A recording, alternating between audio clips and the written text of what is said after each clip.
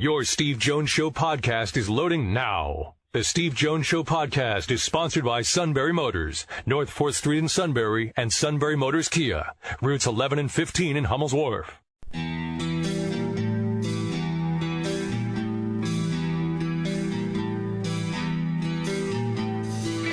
Sports talk where your voice counts. This is the Steve Jones Show on News Radio 1070 WKOK. Now from the Sunbury Motors studio, here's Steve Jones. Sunbury Motors, 4th Street in Sunbury. Sunbury Motors Kia, routes 11 and 15 in Hummel's Wharf. Great to have you with us.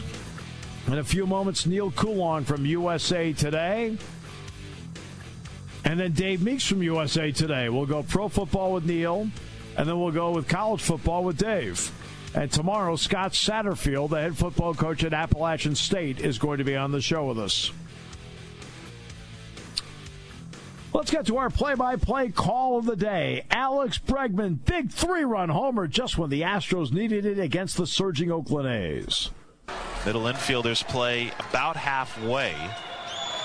Third baseman Chapman backs up. First pitch, and Bregman hits this in the air to right. It chases back. Piscotty still going back. He leaps at the wall, and that ball is gone! It's gone! A 3-run home run for Alex Bregman. And the Astros get some insurance. They lead this one 8-4. Call on the Astros radio network as they beat Oakland last night 11-4. Alex Bregman, who seems to have the flair for the dramatic, hit the big home run last night and put the Astros over the top. Phillies, meanwhile, struggled with the Nationals last night, as heard on News Radio 1070 WKOK. Tonight, though, Aaron Nola goes on the mound. This is what you need from someone who's perceived to be your ace. Your ace stops losing streaks. That's what they need from Aaron Nola tonight. Yeah, we get another Aaron Nola Max Scherzer matchup tonight. Yeah, I mean, so but this is a big one. Yeah, it's a big one for the Phillies. They need to really stop the sports version of bleeding here. Okay, all right. Neal Coolong, USA Today. We have a lot of ground to cover here because the final preseason game is coming up. The cut down's coming up. Le'Veon Bell is coming up, and Jerry Jones's idea of 18 regular season games is on the table. Neal, welcome. The Landry Jones Invitational continues. Welcome to the show. Great to have you with us. I'm doing very well. It's a gorgeous day. It's a great one final week of the preseason till they can strap it on and get out there. I'm looking forward to real football here. Yeah. How has Landry Jones done? Okay. He didn't really do much. You know, we haven't seen a whole lot of him. What I really remember that in that first game against Philadelphia, I thought he took 2 sacks pretty much right out of the gate. But he made some nice throws. He looked a little bit more poise in the pocket for the limited amount of opportunities that he had. But that's what a veteran backup quarterback should look like nowadays. And I think, you know, he held up well for what you'd hope that he was going to do this season. There are too many people that probably expect a little bit too much out of a backup quarterback. If he's good, he's not going to be, you know, number 33 overall in the league. He's going to be competing for a starting job somewhere. That's not going to happen. And at the same time, a team like the Steelers are not going to get necessarily a starting caliber quarterback right now to back up Ben Roethlisberger. So, I mean, Jones fits in well with what they're looking to do, and this being the final year, the 2-year extension he signed last year, I'd imagine he's playing his last preseason game for the Steelers. Yeah. Let's get to the real serious questions about this. Ben got into his only preseason activity. You know, it was to be expected that there was some rust, but did you have a feel as to where he is right now? I thought he looked pretty good. I mean, he missed James a few times kind of high, and I think some of that might be the result of where he was trying to put the ball. And when you speak of rust, that's kind of what I think of. When a quarterback is rusty, he tends to throw a little bit higher than he would normally, and some of that is your footwork, your stride. You're not striding enough because you might not be flexible enough at that point to be able to deliver a pass that's above the shoulders of a receiver, but within a window that he can catch it. That's really tempting to launch it as high as you can when you're throwing at a tree like Jesse James. But he missed him a couple times. That was a little unusual. You know, he didn't quite see that coming, but he made some great throws. That ball to Hunter in the corner was phenomenal. he looked like Ben to me. I thought that first drive, the offense performed very well. Didn't work out the way that they probably would have wanted. But play to play, they look good. The offensive line, I think, is there, and that's a lot of time without Ramon Foster to kind of gel and get better in that regard. So overall, I thought they held up well for what you could expect from them offensively through 3 preseason games. You got to be happy about that. The interception by Edmonds, what did he show you? Oh, it was great. Just the burst that he made on the ball, and more than anything, this team just gives Marcus Mariota fits, doesn't it? I mean, yeah, I agree. He does. You have to go back to the probably early 2000s, mid 2000s. With the Cleveland Browns to find a quarterback who just really can't figure this team out. I thought Edmonds did exactly what he was supposed to do. The pressure kind of forced it more than anything. But the break to the ball, the ability to catch it, secure it while going to the ground, then get up and run, where he really was impressive. That burst that he made when he saw a seam, he saw a little bit of a line, he took off. And, man, that kid can fly. I don't think I really saw in his college tape burst like that. And I'll keep saying this just because I'm happy to be wrong, but I was absolutely surprised when he was their pick in the first round. And my thought was this has the potential to be a real legitimate bust, which would be another first-round pick that they've had recently who just really hasn't panned out for anything. But he might be the best one they've taken in the last couple of years. I really like the way that he's developing his game. He's making plays. He works hard on the field. You can tell. I mean, he's roaming around really fast. He's physical. He's aggressive. It's going to be tough for them, I think, to keep him off the field significantly come week 1. I think he's going to play quite a bit. Okay. Let's get to the next one up. This is the one where it's really roster spots, I don't know, 40 to 45? Really? Even that many? What are a couple that you'll be looking for to see, where you've seen them, you think they're better, and they've got a shot to make it, but this could be a make or break for them? I think when you're putting a roster together, I think it's really fluid, and it's something that has to come to you. I think what they try to do is remove any and all doubt that they can after 3 weeks of competitive play. Because, yes, your starters play well into the first half, if not the entire first half. The second half is really the pregame for the 4th preseason week. I think that's a big part of the reason why, despite the multiple penalty flags in the second quarter, Jalen Samuels was running until his tongue touched the ground. Right. I mean, he got the ball every single play for like 12 straight plays. Right. His best ones got called back for penalty, but I think they really wanted to see if he's going to be their third running back, and counting Rosie Nix just purely as a fullback. Keeping 4 running backs is probably what they're going to do. But the real trick with that is, did Samuels do enough to say he's going to be on the roster past Le'Veon Bell being put back on the roster? For him, he's got another week outside of the 53-man roster cut to be on the team. Somebody's going to get released when Bell comes back. They're going to keep 53. Bell does not count to the 53 until he's back. He signs. Right. He's on reserve right now. So when he does come back, they'll have to cut somebody. They're not going to cut it down to 52 and save a spot for him. They're going to see what happens across the league. In doing that, I say it buys them a little bit of time to not just evaluate the 4th preseason game, but to kind of take a look at what they need for that week of practice. Bell won't officially be added again to the roster. I think the rule is like Friday of that week. That's right. They'll get a week of practice with whoever it's going to be. And I think with that, it's an opportunity for a guy like Samuels. I really think he's the key one to watch. Maybe it was just me. Maybe it was the level of athleticism that the Titans defense showed. But you saw a player, he's got to be the slowest running back we've seen in Pittsburgh in a long time, but they weren't anywhere near him. They just didn't catch up to him. It was just kind of weird. Like, is he moving a lot faster than we think he is? Because he just kind of lumbers. But I really liked what I saw of him, and he really kind of blends into that multi-purpose back that they thought he was going to be, a guy that can catch in the backfield, a guy that can block. He's able to carry the ball a little bit as well. I think he's the type of player that they would like to have for situational football at different times. But it might just be that, he's kind of a jack of all trades but master of none when it comes down to the roster cuts. And a 5th-round pick is right on the fringe of where you really don't want to have to cut a guy. So I don't know. For me, I think that's the key one to watch. What's his utilization going to be in this game?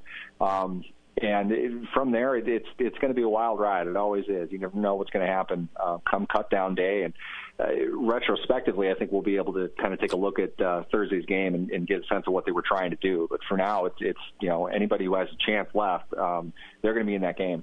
Do you expect Le'Veon Bell to play the first game? I have a sneaking suspicion that this is the year they're going to kind of say, you know what, let's not use him as much right away. I really like what Connor has done to this point. He looks 100 times better than he did last year, which you should kind of expect from a third-round pick who got a decent amount of time his rookie season. I mean, granted, he didn't get the ball a lot, but he was in there fairly often. He played on special teams. He's been around the program the whole time now. He looked much better. I think he looks like a legitimate, consistent running back in the NFL. Yeah. So with that, come week one, I think this is the year they're going to kind of, I don't want to say send a message, but they saw what happened in Cleveland last year. Bell was terrible. The whole offense was terrible in a lot of ways. They're not going to let that happen again because, frankly, this is a much better Cleveland Browns team. And I know that wouldn't have taken a whole lot for them to be a lot better, but they're going to be competitive. I don't mean they're going to the playoffs, but they're not going to be nearly the doormat that they were last season. They're going to have to get on top of things right away. And they in all honesty, they should have lost that game for a billion reasons last year. And Cleveland's not going to give them that chance this time. So they're going to need somebody to run the ball consistently. I think you're going to see Connor get the ball a little bit in this game. I was in Pittsburgh the last couple of days, and the word I was getting from people obviously I trust was that Marcus Allen was not only going to play, he was going to play a lot on Thursday night. What are his odds right now with this team? I like him as a special teams guy. I think that the size that he has, the athleticism that he has, he worked pretty well, in that second half, kind of, as I said before, preseason week 4, pregame. He looked good. I like the way he moves on the field. He's got a good eye for the ball, and he hits. We've seen that plenty in his career. More than anything, it's obvious this team wants athleticism probably above all else in the secondary. And I think drafting him where they did kind of puts, I don't want to say an emphasis on it, but they really don't have any homegrown talent in the secondary. I mean, their two best cornerbacks are probably right now Mike Hilton and Joe Hayden. They didn't draft either one of them. Yep. They don't have them on long-term deals. They've got Artie Burns. That's great. I don't know how much that really helps, but you had to pick up a safety here in free agency. In Morgan Burnett, exchanging out another free safety that they had brought in. Sean Davis has got 2 years left. You're still not sure what where he's going to be in terms of his development. They need to find people that can actually stick, and I think they're trying to make an investment in this draft. I think Edmonds and Allen both give them guys to look at. Obviously, Edmonds is going to stick around, but Allen's somebody that, he's going to have to be a core special teams player, but I think to this point, he's probably done enough to bump Brian Allen off the roster, and Brian Allen was last year's 5th-round pick who was taken for special teams.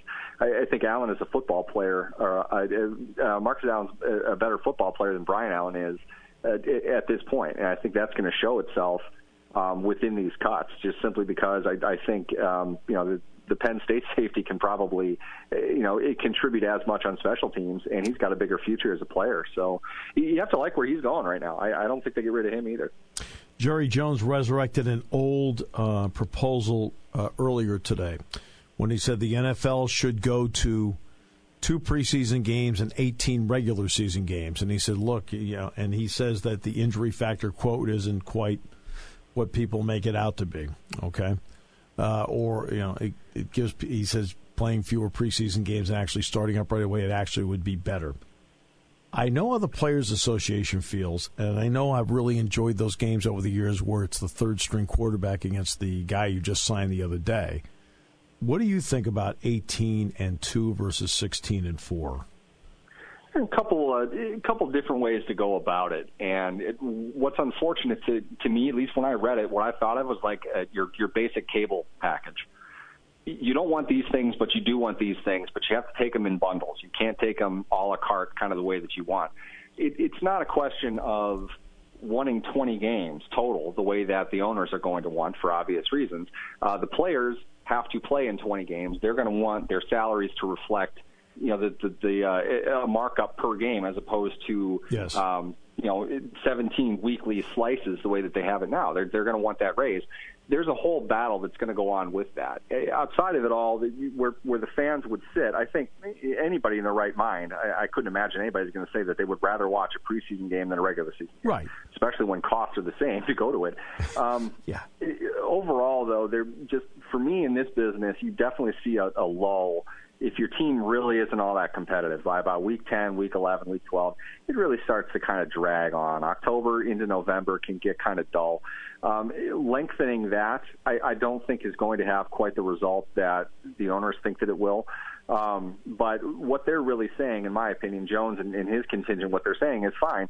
We're not going to let go of 20 games. If you don't want to play preseason games, that's fine. Then I don't have to change my ticket prices. I don't have to do all this stuff. I don't have to deal with the negative publicity surrounding it. But his overarching point was injuries are injuries. They're going to happen at any point. And by and large, he's right. I mean, statistically speaking, injuries do not happen all that often across the board in the NFL. It's the severity of the injury. It's who the injury happens to. It's what happens to a team when a certain player gets injured. All of those things are largely unprevented. And they're not going to be able – fans anyway can't really complain if the injury happens in week 5 versus in the preseason, because then at least the guy played. What Jones is basically saying is it's not going to matter to us either. If you really want to get rid of preseason games, fine. We'll tack on 2 regular season games on top of it. I think that really draws out the season. I think the wear and tear is going to build up anyway, just because now it's 2 more games that they have to play as opposed to sit on the sidelines and drink Gatorade. And along with that, too, this is probably a dumb angle to take, but what about the history of the game? You marked it up from 14 games to 16 once. Therefore, this generation of football is going to dominate any and all individual records.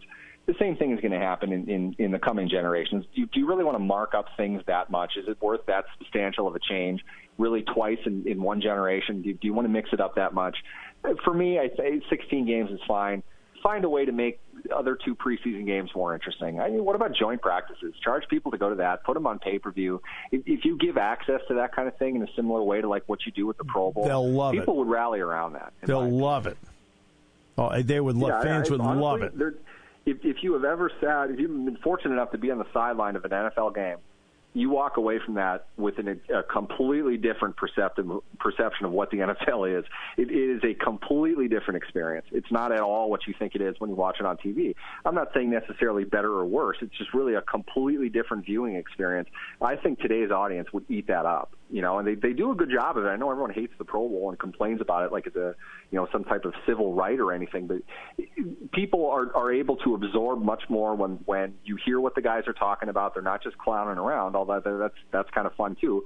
What are the things that they're discussing? What are the coaches doing? What do the plays sound like that they're calling? All these things you really can't get from a TV broadcast, and you really start to see more of how complicated the game is. I think a lot of people would enjoy just that perspective of it.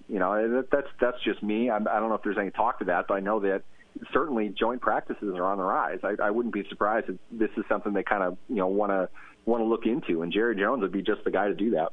Yeah, and he would be. And I see what I mean. Look, I see where he's trying to go with this. This is not a new proposal. People have talked about this before, but here's where I come from with this. Baseball should probably be, in the end, 132 games. Hey, I'm talking about idealistically. Basketball and hockey should probably be 60 games. Football should not change from 16 games. Okay? Less is more. And I think part of what has allowed football and the NFL to thrive over the years is because less is more has made the seasons more interesting. I agree 1,000% with that. That's really it's about looking time. back on it. People want to make the features of football be much more important. It's much more about the interaction that people have. It's much more about fantasy football. This is the reason it's popular. It's not. It's popular because of the anticipation of it. Baseball is the exact opposite. They play all the time. It's impossible to get excited about one regular season game. You at the bare minimum have to look at it on a series level, which is 3 games long, 3 days in the middle of the week. You don't really get excited for that. There's just so much that goes on in those 3 games. It's one NFL game.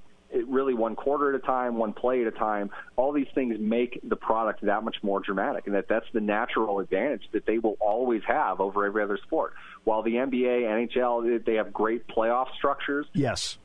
That's the only time of the year that they really have anything in which there's a day-to-day excitement about what's going on. The NFL is like that every single day of the week during the season. Yes. And it's just because everything leads into that one game. Everything goes into Sunday. And that's I don't think you really want to mess with that. I really don't. I don't think it should be longer. I don't think it should be shorter.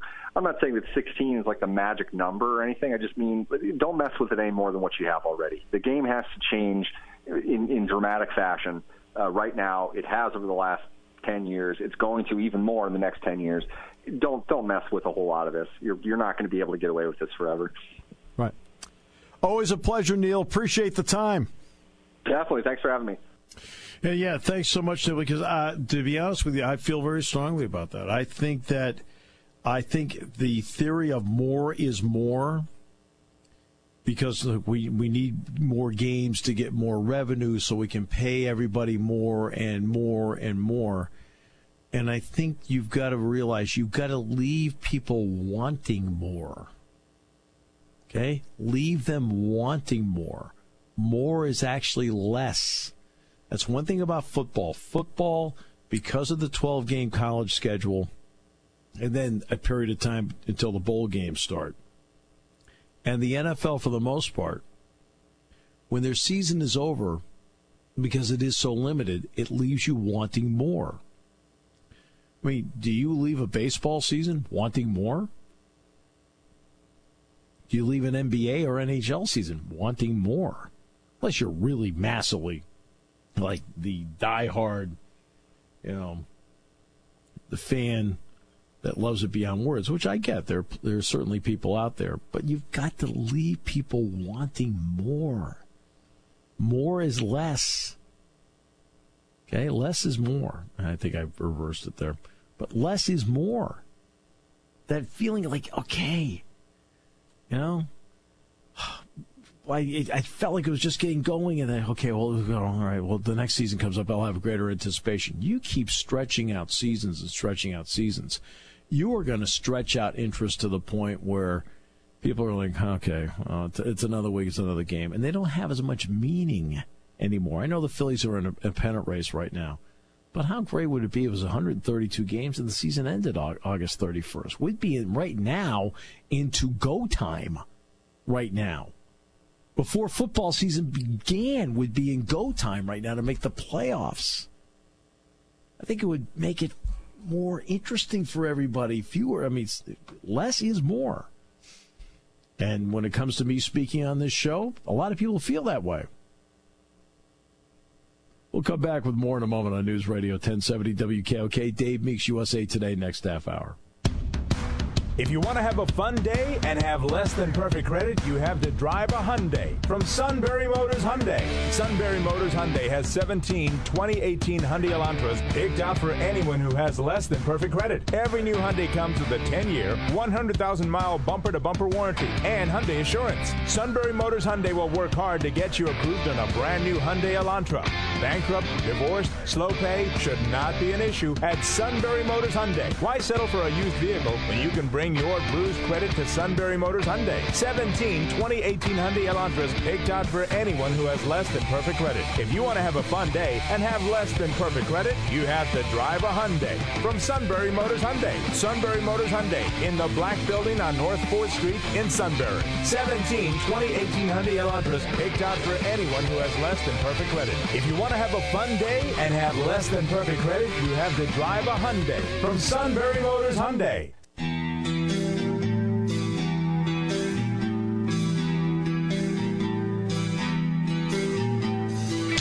Sports talk where your voice counts. This is the Steve Jones Show on News Radio 1070 WKOK. Now from the Sunbury Motors Studio, here's Steve Jones.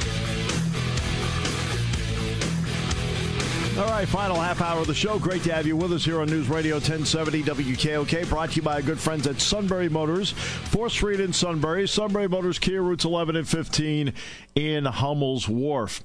We're going to get to Dave Meeks of USA Today on the coaches poll. The opening games coming up on Thursday night, including Northwestern taking on Purdue Thursday night. It's a 5-day college football fest coming up starting on Thursday. Again, Northwestern and Purdue. Here on News Radio 1070 WKOK, we will have for you, of course, Penn State and Appalachian State on Saturday.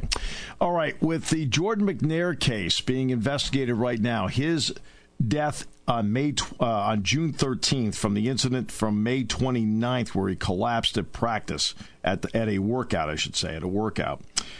Maryland's going to issue its review of everything on September 15th. With that in mind, the widow of a former Grand Valley State University quarterback, Cullen Finnerty, was among 4 family members of deceased college football players who filed wrongful death lawsuits against the NCAA yesterday, alleging brain disease caused by concussions that led to the players' premature deaths.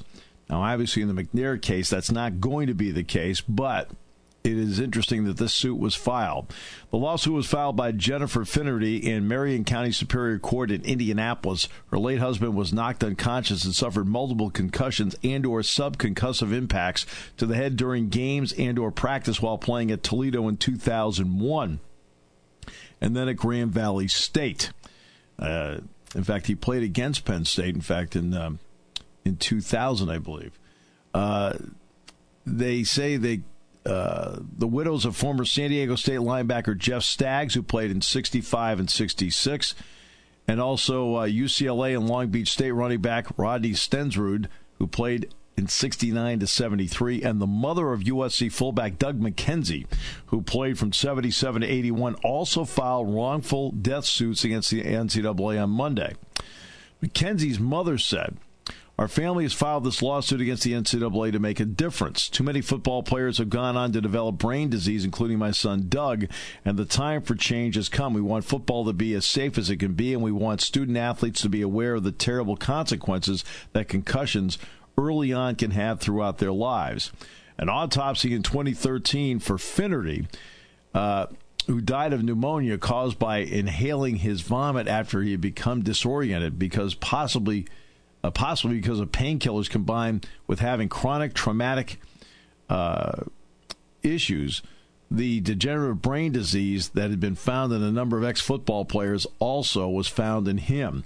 The medical examiner's report said it was likely Finnerty had anxiety, disorientation, and paranoia from being alone in the woods while waiting for his in-laws to pick him up. Finnerty's brain was studied at Boston University. Now remember, BU has been one of the leaders in this area. And they looked at it in August of 2013, said the severity of CTE was moderate, and that it was highly unlikely the disease alone caused his death. But Jennifer Finnerty still filed the lawsuit against the NCAA. So those 4 have been filed in that particular case, and we'll now see where it goes from there. Obviously, it's going to take a while. The NCAA, of course, is always lawyered up, and we'll see what progress, if any, is made, and if there happens to be any money that will change hands in here, except for the money that goes between the plaintiffs and the lawyers. Dave Meeks, USA Today. The coaches poll, of course, is one of the 2 polls that we look at during the course of the year until we get to the college football playoff poll, which doesn't happen until late October. Dave Meeks, old friend, joins us from USA Today. Dave, welcome. It's great to have you with us. Steve, I'm doing great. It's really great to talk to you guys. Hope everything's wonderful up there in State College. It's 90 and very humid today in D.C., so hopefully you're doing a little better than that. Yeah, exactly right. All right, tell us a little bit, just so everyone understands, how the poll actually does work. I think people can guess how it works, but you can tell us exactly how it works. Well, there's lots of polls out there. One of the things that makes college football so much fun is not everybody plays everybody, a lot of based on opinion, how things match up. We have the poll that involves the coaches, the 65 5 coaches we use from the top level of college football. It rotates. They're picked at random by the American Football Coaches Association. And really, we are just the administrator of the poll. We help promote it. We help drive the message for it around the country. We take the trophy on a tour. That's how we met when I was up at State College with the trophy last season. And every year, you'd be surprised. People pay attention to who has a vote in the poll. It rotates around even among conferences. I did look down before we had our visit today to see that James Franklin does have a vote this year. And contrary to what there's jokes about all this sometimes, that SID send in votes and all that. It's not really the case. We find the coaches take it very, very seriously. They know that it matters. We don't reveal any coaches' votes during the regular season. We reveal the vote one time only at the end of the season when the Crystal Football is awarded. When do they have to have these votes in that? Because obviously you've got a deadline with the paper, but when did they need to have the vote in so that you can then move forward with it?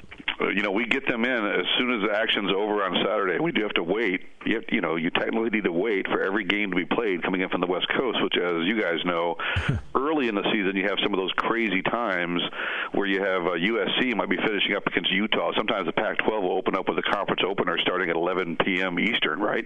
And so we have to wait until all those are in. We can't ask any coach to have a vote in when there's still two teams on the field. So after that, things move pretty quickly, and I have someone assigned to, outreach, I call it. That means calling coaches who don't have their vote in to get it in. It's all very friendly, and they're very busy, and they're really great to work with. And I got to tell you, we never have an issue. And even if we did, we have the AFCA and Todd Berry behind us if we need any help. But the coaches take it very seriously. Sometimes if you're not getting a vote, it's really because a team is traveling or something's going on with the team. What if a coach wishes to split a vote? For example, all right, you know what? I'll pick a circumstance. Say it's November. There are only 2 undefeated teams. Coach wants to make both of them number one. Can they do that? Yeah, we've never done that for the regular season. We have done that as we've headed into the playoffs, and we've talked about it. In my opinion, it doesn't necessarily bother me. It makes it a little tricky for the computers to count it, but you're basically just taking the points awarded for the number one team from each coach, right? And you're dividing that in 2. The question becomes, where it gets tricky is how does it affect that guy's vote for the second coach? This is not a PGA Tour event where the money just filters down, right? And you just divide more among the guys behind him. You now have a guy who's voting differently from everybody else. So that's been the issue in terms of the regular season. Right. What's your level of excitement with this particular year? I know there's obviously been some off-the-field stuff that USA Today is doing a great job of covering, but what's your level of excitement about the upcoming season? Always very excited. I love college football. I think that football is going through an evolution in terms of developing safer ways to play the game, but I have spent a lot of time around college coaches in particular, as you know, and, I think people tend to paint with a broad brush and don't realize I've met so many coaches just who have dedicated their lives to just helping people, coaching people, not only in football, but off the field. And you see these relationships between these guys and these coaches years after they've stopped playing for them. I think that only happens for the most part at the high school and the college level. And, to me, it's one of the great passionate sports in the United States. And so every year is different. I know our poll makes it look like every year is not different, but, you never know. I always say this. You look at teams like Wisconsin. If you look at the way the poll shook out this year in the preseason, it also mirrors kind of what people are expecting within the conferences, right? You'll notice that the conference order kind of matches up with the full poll, but it never turns out that way. And so, I would say that you have, basically they're calling for a Wisconsin versus Ohio State in the Big Ten playoff. Well, maybe that could happen, but you could easily see Penn State or Michigan State or Michigan or even, you never know from the other side who's coming up. I expect Nebraska in the Big Ten, maybe not this year, but trust me, I've spent some time with Scott Frost last year. He isn't big the program that is going to be on the rise. All right, that's a good point. Dave, USA Today is a brand, 36 years. It is established. What does having this poll does this poll enhance the brand or get the brand name out there even more so, even though you are an established? Absolutely, it does. And I'll tell you, there's not that many national sports operations that do it the way we do it anymore. There just aren't. As you've seen the shrinkage in the media industry and certainly cutbacks in the print side of the business, we have a very strong digital audience. I don't think people realize that the USA Today Sports Media Group, just in sports, on our digital sites alone, is about 42.5 million unique visitors per month. So that's a big sports brand that people rely on. And to me, this gives us another great conversation point. I came to the Trophy Tour event, and that was really one of my favorite days in this job, getting to visit State College and sit outside on a beautiful day in college football with you guys. And then I went to the trophy stop, and we had Franco Harris come in from Pittsburgh to meet fans and shake hands at the trophy. And, he only was really asked to do that for a couple hours, but he didn't do that. There was a huge line to see him, and he stuck around and visited with every single person who was waiting there to see him. And to me, that's the kind of stuff you see in college campuses and around this game that make it so great. What challenges are there in a sports room when something, as an example of Ohio State, happens? What are the challenges, and what's on your checklist saying, okay, we have to make sure we're covered here, here, and here? What's the challenge of that? Well, the challenge, from my standpoint, is to be very credible and very responsible and very focused on not saying more than we can say based on the news that we know. And you do have opinion columnists who are going to argue various points. We've had actually two columnists argue the separate side of this issue. One was saying that, if Urban Meyer didn't report this and didn't know about this, then he should be gone. And another saying, well, if he's saying on Friday he did report this, and maybe he's met the law and it's not about him. I think you and me, we don't really know all that happened. That's right. We do know that there's various rules on things being reported and we don't know the nature of what happened. We know what the coaches said on Friday, and to me, my biggest concern is I don't want us to go beyond the news that was as we know it. I don't want us to go beyond the facts. I don't want us to assume anything. I want us to wait and give people the chance to comment. This has been a long-running saga, obviously, between Zach and Courtney Smith. And there are, in the midst of all that, if you think about it, with Title IX on these college campuses, a lot of these rules have been very evolving over the same period of time. So I think there has been probably delays, probably mistakes being made here and there in how things are handled. But I also don't think you have to rush to the conclusion that means someone automatically loses their job. We just don't know that. Right, and over time, there have been other things that have been covered. Now, obviously, one of them was here, but there have been other places that have run into issues such as this. How much do you learn on a even by a week-by-week basis as someone that's in charge as to how to handle it? Do you handle something different now than maybe you would have handled 20 years ago differently? I think so. My job is to make sure that we're capturing all perspectives here. And I remember when Penn State went through with the Sandusky scandal and how horrible all that was. I talked to a lot of people from all sides of that, many very devoted Penn State alums and friends of mine and people I know across the country. And, often you find when these things happen on a college campus that the people very closest to that school are just as horrified by what's going on as everyone else. And you have to try to understand that. And it isn't a case of where everyone's looking out for the football team or everyone has a single tunnel vision on this. People do react in different ways. I also think that these scandals all tend to treated the same. They get treated the same at every single school, and they're not all the same. Every one of them is different. We don't even really know at this point what happened at Ohio State in terms of what was reported and to who and when. That's all going to come out. And so I think that you have to wait and see. It does take some time. It's a very impatient world. You have to wait and see kind of what the details were, right? Exactly. And that's exactly the tack that we've taken here. Hey, look, when something happens, we'll talk about it, but let's see what the results happen to be. I did find it interesting, didn't you, that on, the statement that Urban Meyer put out Friday did not sound ambiguous. No, it did not. It did not sound like he did not think that he hadn't done this right or he had been vague. It sounded like he understood what the rules were. And I can tell you, we have pulled his contract, and his contract does stipulate what he's supposed to do in those situations. So he would be aware of it, and what he said Friday was consistent with that. So we'll have to wait and see what that looks like. I also think in all of this, he and his wife, he had acknowledged that he and his wife in the past had tried to counsel the Smiths as a couple. Yep. Maybe that was a case where they were trying harder than maybe they needed to try to be there, counsel them and help them out in that way.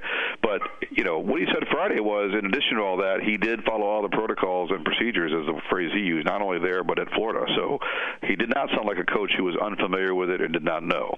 Right, exactly. As opposed to Chicago. Because in Chicago, he acted like he just got a text the night before. Yeah, that is odd. I think, those conflicting narratives is what has everyone, I think, talking even more about this, and it's hard to say what was going through his mind that day. I just can't speculate. Who knows? He didn't want to talk about it, obviously, but clearly what he said on Friday was his actions were that he had followed all the rules. So. I want to finish up by talking about the poll for a moment. Now, here Sure. I'll give everybody a good example. Who was the number 3 team a year ago? It was Florida State. Okay, Yes. Florida State played Alabama in the opener. Quarterback Never heard from again, right? Yeah, quarterback got hurt again into the witness protection program. They went. So how many times, Steve? How many times have you seen that? How many times have you seen a team? I know you remember this team. It's a Big Ten team. I remember when Brady Hoke came to Michigan and he went down to play Alabama in that preseason game and just got annihilated. Yeah, exactly. I mean, and that happens. But how, for you, how interesting is it that when you sit down and you put together a top 5, and it's voted upon as a top 5, the last 4 years, it seems like it's pretty similar. year in, year out. To start the season, doesn't mean that's how it ends. Well, it is looking a little bit like the Alabama Invitational, that's for sure. They've been in it every single year. I've got relatives in Alabama. You think you have it bad? I've got relatives who call me up in the preseason and ask me questions like this. Who do you think will be in the playoff with us this year? That's nice. Yeah, that's just great. They've already, and they're writing in Sharpie. That's not in pencil. They're writing Alabama in a Sharpie. We're in. Now that's pressure on Coach Saban. If you don't think that's pressure, how'd you like to have that pressure? It's just assumed by your fan base you're going to be in the National Football Playoff every year. Well, they already bought tickets for it, so I mean that is even more pressure. So, but I mean that's what makes it the fun. Penn State's got an interesting team this year. You got some. I think Big Ten to me has the most interesting cast of quarterbacks. I think there's some great quarterback questions in the Big Ten that could pan out this season. There's some players out there with a lot of talent, some of them less proven, but sort of known in terms of what they can do, including the kid at Michigan State, who I think is very underrated. Lewerke is really good. Yeah. Lewerke, I obviously saw it firsthand. He is very, very good, Dave. And you've got McSorley, and you've got Haskins coming at Ohio State to look good in his preview, and you've got Shea Patterson transferring in and playing right away from Ole Miss at Michigan. That's all in one division. Yeah, that's amazing, isn't it? And I always say this about the Big Ten. You look around the different leagues, and one thing I think the Big Ten gets overlooked for is there's often some really good quarterbacks in the Big Ten. Yeah. Yeah, and then we'll see what Alex Wonderbrook does over at Wisconsin. It'll be pivotal for that as to what he does. Well, you mentioned it's hot down there. Just so you know, we moved my daughter into her new place in Alexandria, Virginia on Saturday, so we know how hot it is. Oh, you were down here. Yeah. Yeah, that was you picked a good one. That was nice and humid. We've had a lot of rain, and then it stopped raining Saturday just to kind of bake it out for a day, and luckily that was the day you were moving. But by the way, that's a beautiful place, Alexandria. Yeah, it's a great place. Hey, thanks so much. You know I always appreciate it. I always just enjoy the conversation back and forth. Thanks a lot, Dave. Absolutely. Look forward to doing it again this season. Call me whenever. Take care, guys. Dave Meeks of USA Today. And we will get Dave back on the show several times during the course of the season, talk to him about the poll, but also talk to him about college football in general, because Dave has a great handle on it and the issues in college football. Let's see. Bryant over Lawrence at Clemson. All right, Kelly Bryant. I mean, Jack and I looked at it because Jack and I did an event last night at the Duquesne Club in Pittsburgh. And it's like, okay. Kelly Bryant, neither one of us could see it. Now, it was interesting. Alabama, Jalen Hurts, and Tua Tagovailoa were listed as co-number ones. Like you need gamesmanship for the Louisville game? Really? Louisville. Okay. Louisville. Right. It's interesting that I thought Desmond Howard, to his credit, I know a lot of people criticize Desmond Howard, but I thought he made a great point on College Game Day about Tua Tagovailoa. And that was this. He's left-handed, which gave Georgia a completely different look than right-handed Jalen Hurts. They had really no tape on him, so they weren't really that prepared for him. People in the offseason have prepared for Tua Tagovailoa, right? Because now they have a tape as to what he can do and what throws he likes to make. So it's all going to be a question of adjustments. He's a great talent, although I just see Westgate labeled him as the Heisman Trophy leader? What, based on one half of football? Really? And again, Desmond Howard's right. They now have tape on him. Okay, defensive coordinators do not just play golf in the offseason. They look at a lot of video. And if he's really good, he'll overcome it. Today's show brought to you by our good friends at Sunbury Motors, 4th Street in Sunbury. Sunbury Motors Kia, routes 11 and 15 in Hummel's Wharf. We are looking forward to tomorrow's show. Can't wait to talk to you here on News Radio 1070 WKOK. Your station for news, weather, business, and CBS Sports Radio. News Radio 1070 WKOK Sunbury and on WKOK.com.